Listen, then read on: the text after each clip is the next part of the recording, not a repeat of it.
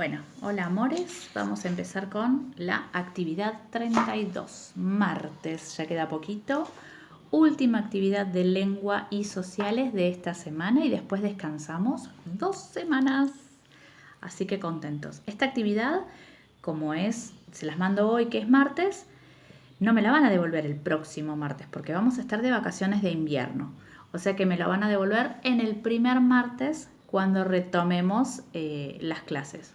El que lo quiera hacer antes, lo hace antes y lo envía, pero no es obligatorio. Yo en Classroom voy a poner que la fecha de entrega es el primer martes después de las vacaciones, ¿sí? Estamos, pero bueno, cada uno sabe que lo puede hacer cuando quiera, cuando le parezca. Tiene tiempo hasta el último martes. Bien, empecemos con lengua. Dice, textos de género literario, los cuentos maravillosos. ¿Cómo estábamos con la clase pasada? Acá les hice un breve mapita conceptual como a mí me gustan, ya saben, que es como un resumen de lo que yo les contaba en la clase anterior. Las características principales que tienen que tener todos los cuentos, pero todos los cuentos. Nosotros en cuarto grado vamos a ver las distintas características de cada cuento. En este momento estamos con los maravillosos.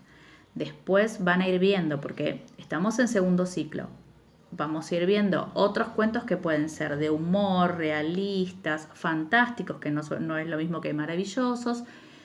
Y más adelante, cuando estén en quinto, en sexto, en séptimo, van a ver los policiales, los de terror y demás. Así que la característica base de todos los cuentos es esta. Miren, se los hice un lindo mapita conceptual. Esto ya lo saben porque lo vinieron trabajando en tercero. Dice, el cuento es una narración breve de una situación imaginada por el autor. A veces se relacionan con la realidad y otras veces son hechos fantásticos o maravillosos. Eso depende del tipo de cuento que uno quiere escribir. Se desarrollan en un tiempo y en un lugar que a veces no tiene precisión ni existencia real. ¿Vieron cuando dice hace mucho tiempo o en un lugar muy lejano? No nos está diciendo bien dónde es ni cuándo fue.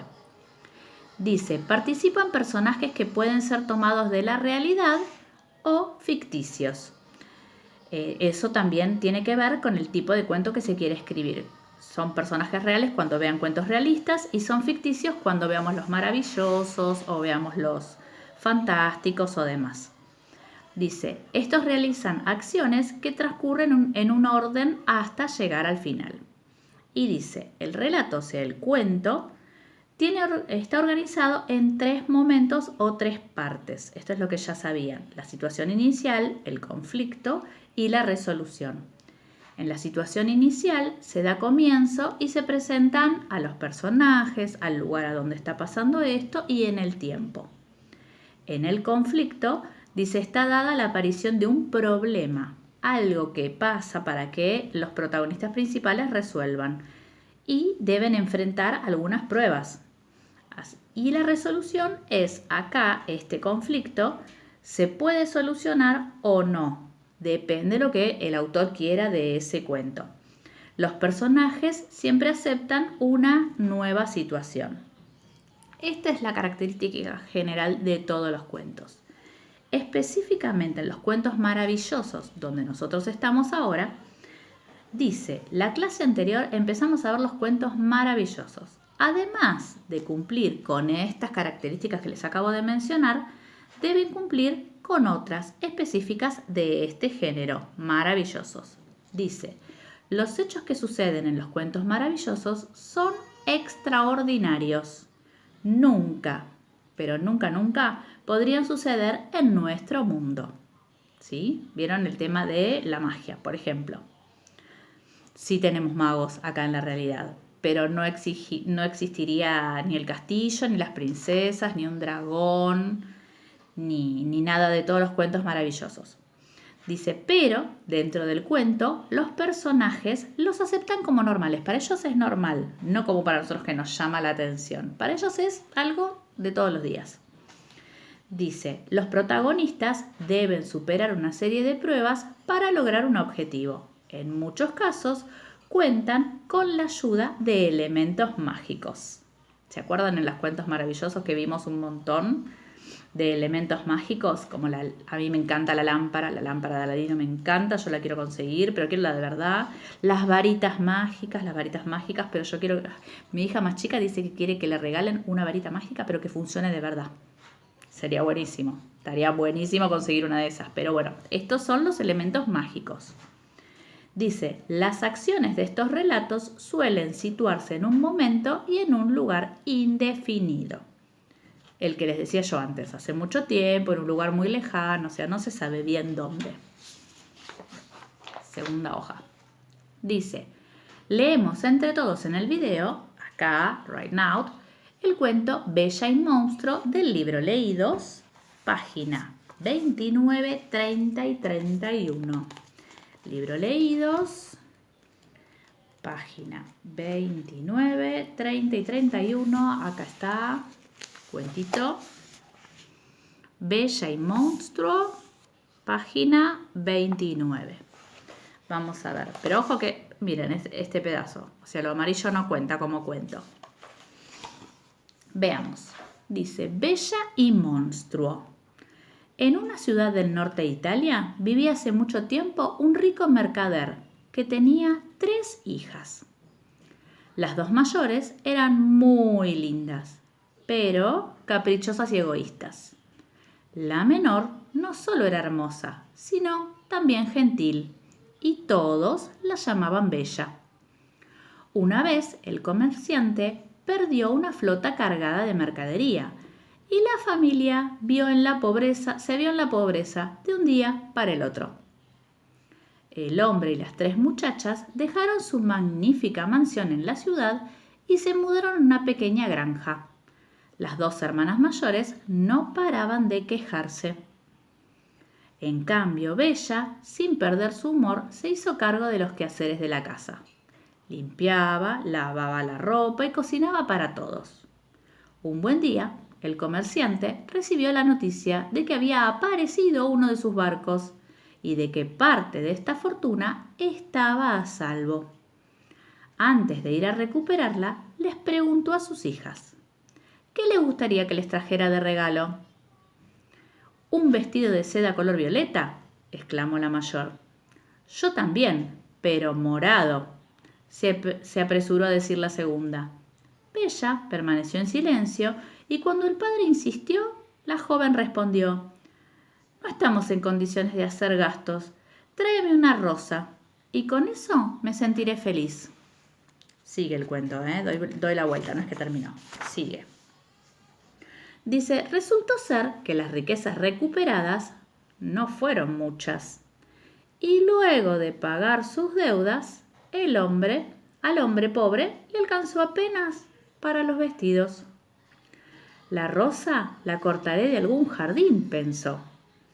Caminó y divisó un gran palacio rodeado de jardines. Se acercó y cortó de un rosal la flor más hermosa. No había terminado de hacerlo cuando escuchó un feroz rugido. ¿Cómo te atreves a tocar mis rosas? Pagarás con tu vida, bramó Monstruo, un ser de horribles facciones, quiere decir la cara fea de Monstruo, que salió detrás del rosal. El pobre hombre le rogó piedad y le contó que había caído en la pobreza y que la rosa era para su querida hija. Entonces, Monstruo le perdonó la vida, pero le exigió que enviara a Bella en su lugar. Desde hecho en llanto, o sea, estaba destruido el hombre pobre, le daba mucha tristeza, el comerciante llegó a su casa, les contó, refirió lo sucedido, quiere decir que les contó a las hijas lo que había pasado. Bella no lloró, simplemente guardó sus pocas pertenencias y se marchó. Su padre ya era anciano. Ella era joven, podría afrontar mejor lo que le esperaba. En el palacio, Monstruo procuró que Bella viviera con todas las comodidades. Nada le faltaba, ni siquiera la buena conversación, porque Monstruo, si bien feo era su aspecto, era un gran lector. Así pasaron 2 años. Monstruo, enamorado de la muchacha, le preguntaba todas las noches: «Bella, ¿te casarías conmigo?» «No, no, te aprecio mucho, pero no te quiero como para ser tu esposa», respondía sinceramente la joven. Un día, mientras paseaba por el jardín, Bella reparó en un árbol cuyas hojas miraban todas hacia abajo. Monstruo le explicó que ese era el árbol de la felicidad y de la tristeza. Cuando las hojas miraban hacia arriba, en la familia de la muchacha estaban riendo.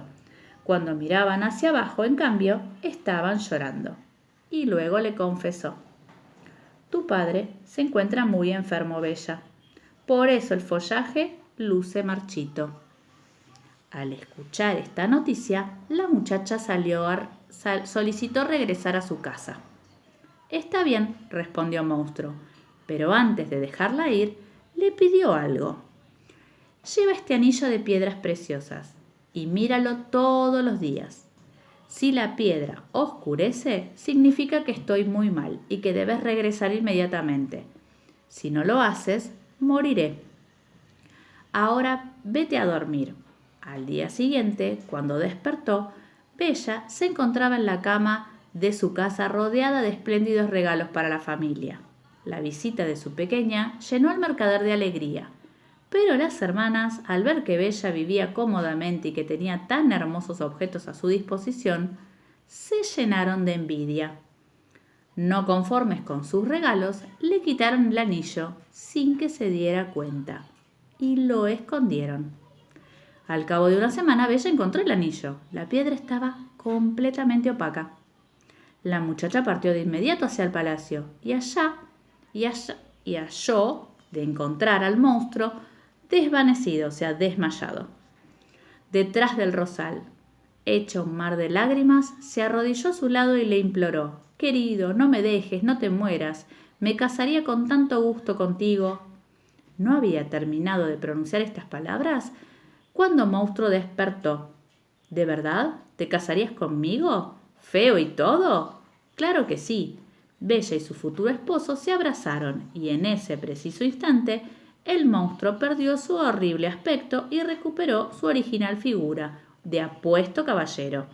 «Estaba hechizado», explicó a Bella, «y solo recuperaría mi semblante verdadero cuando alguien me quisiera, sin importar mi fealdad». Y así fue como Bella y el príncipe del palacio vivieron felices para siempre. Ahí sí terminó.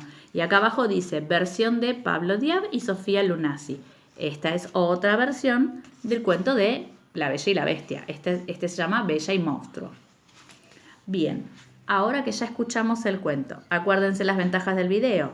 El que lo quiera leer, lo lee. El que lo quiere volver a escuchar, hace pic, toca, va todo, retrocede para atrás y lo vuelve a escuchar. Porque ahora vamos a resolver la página 32. El punto 2 dice: resolvemos entre todos, acá en el video, las páginas 32, 33 y 34.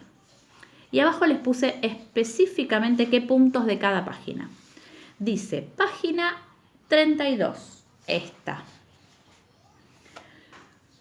Página 32.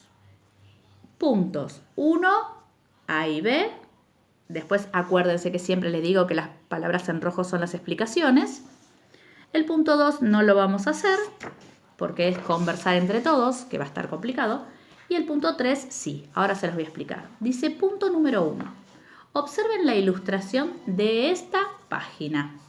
Esta, la de este arbolito, con las hojitas. Y las hojitas, presten atención, algunas tienen sonrisitas, otras tienen carita triste. Dice: observen la ilustración de esta página, del arbolito, y respondan: ¿qué elemento del cuento Bella y Monstruo representa? A. Escriban un breve texto, breve quiere decir cortito, en el que expliquen las propiedades mágicas que lo caracterizan. ¿Qué le estaba contando Monstruo a Bella sobre este árbol? ¿Qué era el árbol de qué? Eso quiero que me lo escriban. Yo creo que en un renglón y medio entra. B. Compartan sus respuestas, no la van a poder compartir. Mencionen otros sucesos del cuento que no podrían ocurrir en el mundo en que realmente vivimos. O sea, vamos a escribir 1 o 2 ejemplos que pasan acá en el cuento que en nuestra vida diaria no podrían suceder de verdad. Después en rojo, la definición. Dice, los cuentos maravillosos. Ya escuchamos unas cuantas definiciones, pero vamos a ver qué dice nuestro libro. Dice, los cuentos maravillosos suelen narrar hechos extraordinarios que no veríamos en el mundo real. Ya se los dije. Por ejemplo, la inclusión de elementos mágicos. En estos relatos, los personajes no se sorprenden por la aparición de estos tipos de hechos. Por lo general, los cuentos maravillosos se han transmitido oralmente, o sea, contados. Y por eso puede haber distintas versiones de la misma historia. Muchos han sido publicados posteriormente por autores que los pusieron por escrito. Esa es la explicación. El punto número 2 no lo vamos a hacer, así que saltamos al 3. 3. Dice, subrayen en el cuento las palabras y las expresiones que se emplean para describir a los personajes. Acuérdense que para describir estábamos hablando de adjetivos. Repasen la clase anterior. Y los espacios donde transcurren las acciones. Por ejemplo, rico mercader. ¿De qué me estaba hablando? Del mercader era el comerciante. Era rico, que tenía mucha plata. O sea que esa sería una descripción de uno de los personajes. Rico mercader. Después me tienen que subrayar características de las dos hermanas y de Bella. Y después de monstruo. O sea, ese sería el punto número 3 de la página 32. Pasamos a la página 33. Esto se los voy a leer, pero no tenemos que escribir nada en la carpeta. Dice, conversemos entre todos, o sea, acá, la historia de Bella y Monstruo sería muy diferente si en vez de pedir vestidos las hermanas hubieran pedido perfumes o joyas. ¿Hubiera sido muy distinto? No, era lo mismo. ¿Qué pasaría si fueran las hermanas las que se mudaban con el monstruo y no Bella? ¿Cambiaría la historia? Sí, yo creo que sí. Dice, acciones principales, otra vez, palabritas en rojo, explicaciones. Acciones principales y secundarias. En las narraciones, algunas acciones son indispensables para el desarrollo de la historia. Y si se omiten, quiere decir que si se sacan o se modifican, se cambian, la historia cambia, o sea, cambia totalmente. Porque estas son las acciones principales. Las acciones principales no pueden sacarse ni pueden cambiarse. Las acciones secundarias, en cambio, brindan detalles y pueden ser omitidas, o sea, las podemos sacar o las podemos cambiar, ser alteradas, ya que la historia puede comprenderse sin ellas. Ven que en las distintas versiones que ustedes encuentren van a ver cuáles son las acciones principales y las secundarias. Por ejemplo, en esta versión, una acción secundaria serían las hermanas de Bella. En la película que todos conocemos, Bella es hija única, no tiene hermanas. El que en esta versión le hayan puesto 2 hermanas es una acción secundaria porque no influye en la historia que pasa con Bella y el monstruo. ¿Se entiende? Dice, comenten nuevamente las preguntas de la actividad 1, cuáles de las acciones se mencionan allí, son principales y son secundarias, las que les acabo de explicar. La que Bella se queda con monstruo es una acción principal porque esa no puede cambiar en ninguna versión. La aparición de hermanas es una acción secundaria. La que el padre de Bella sea un mercader y haya perdido un barco también sería una acción secundaria porque puede hacer otro tipo de trabajo. Así que esas son las diferencias. Dice, la secuencia narrativa. Las acciones de una narración se relacionan de manera lógica. Cada acción es resultado de una acción anterior y causa de una posterior. De este modo, las acciones forman secuencias narrativas. Miren cómo sería la secuencia. El mercader fue a tratar de recuperar su barco perdido, le quiere comprarle algunas cosas a las hijas, como los vestidos, y además la rosa, no le alcanza para comprar la rosa, la va a sacar de un jardín, justo ese jardín es de monstruo, monstruo lo descubre, quiere que se quede, le pide a cambio que vaya Bella, Bella va, o sea, es toda una secuencia.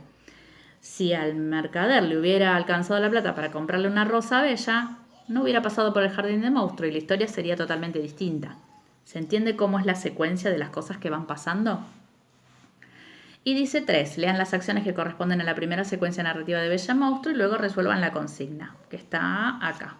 Esto no lo vamos a hacer porque descubrir las acciones principales y secundarias y la narrativa es algo bastante importante y quiero que lo tomemos bien, pero prefiero que lo veamos paso por paso.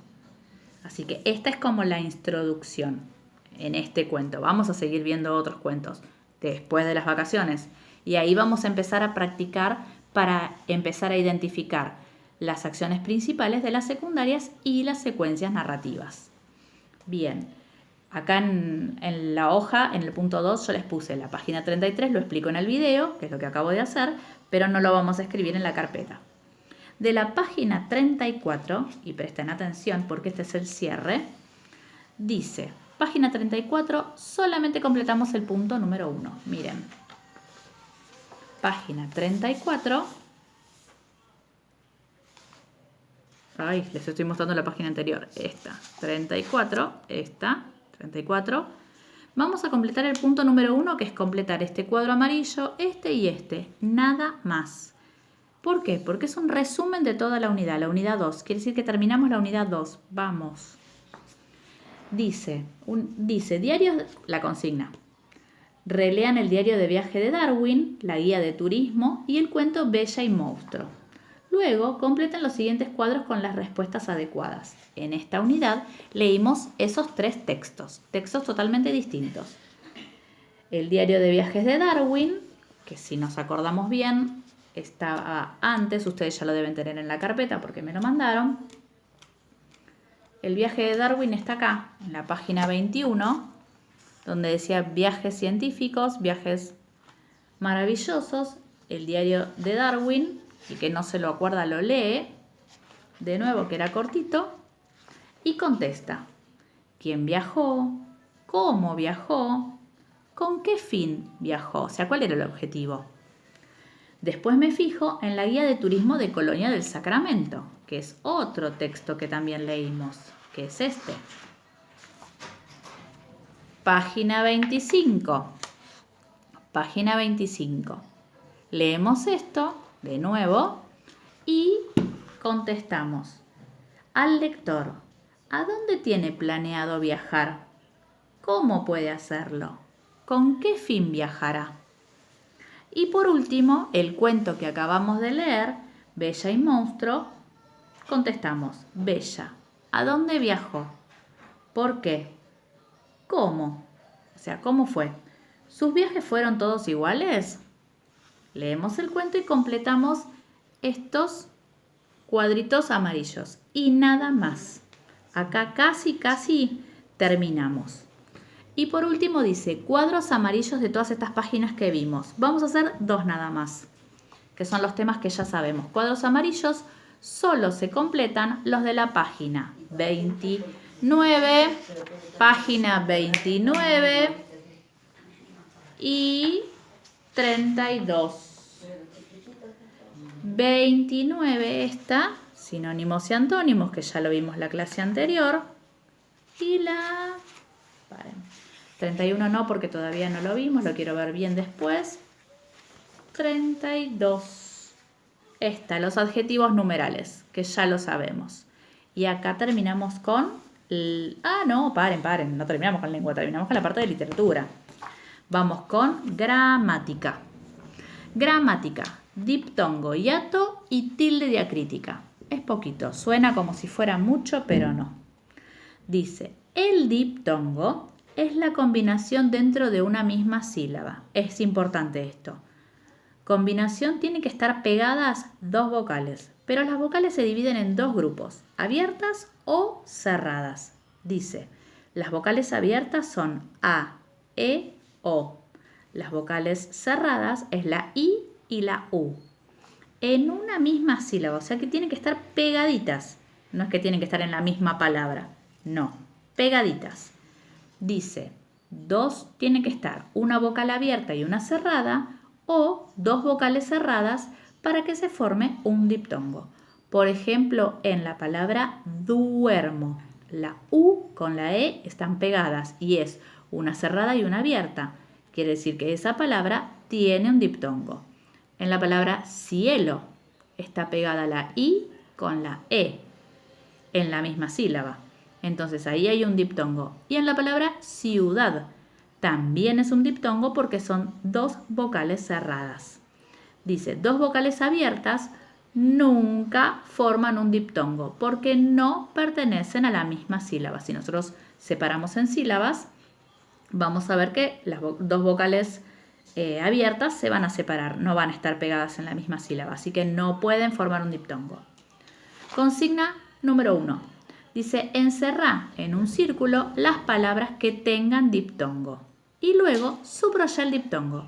Quiere decir que las que no tengan diptongo no las toco, no las subrayo, no las encierro, no las pinto, no nada.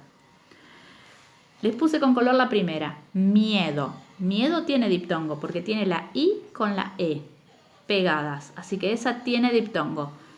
Pongo con color, digo, encierro en un círculo toda la palabra y subrayo con color IE, que ese es el diptongo. Lo mismo hacen con todas las palabras que les puse. Ustedes se tienen que fijar. Lo que yo les aconsejo es que presten atención específicamente a donde estén las vocales juntitas, no separadas. El caminar, encaminar, que es la segunda palabra, caminar, tiene 3 vocales, pero no están pegadas, cada una está en una sílaba distinta, así que ahí no hay diptongo. Punto número 2, dice, separa en sílabas las palabras y subraya el diptongo en caso de que lo haya. Revuelto, yo se los hice, la primera, revuelto, se separa y lo escriben separado. Y subrayo si hay diptongo. En revuelto sí hay diptongo, la U con la E.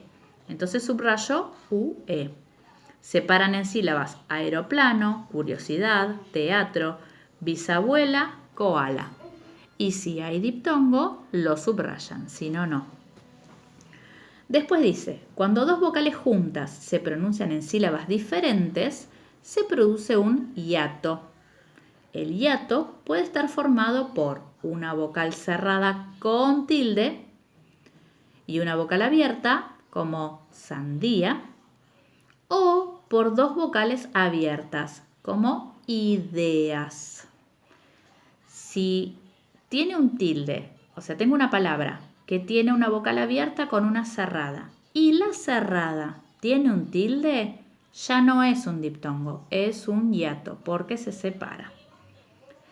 Y si tengo dos vocales abiertas, sería un hiato, no es un diptongo. Consigna 3, dice separa en sílabas las palabras y luego indica con una X si tiene hiato o diptongo. Y les hice un cuadrito con algunas palabras. Dice cacería. Lo primero que hacemos es separar en sílabas. Cacería. Son 4 sílabas. ¿Tiene diptongo? No, porque cacería tiene tilde en la I.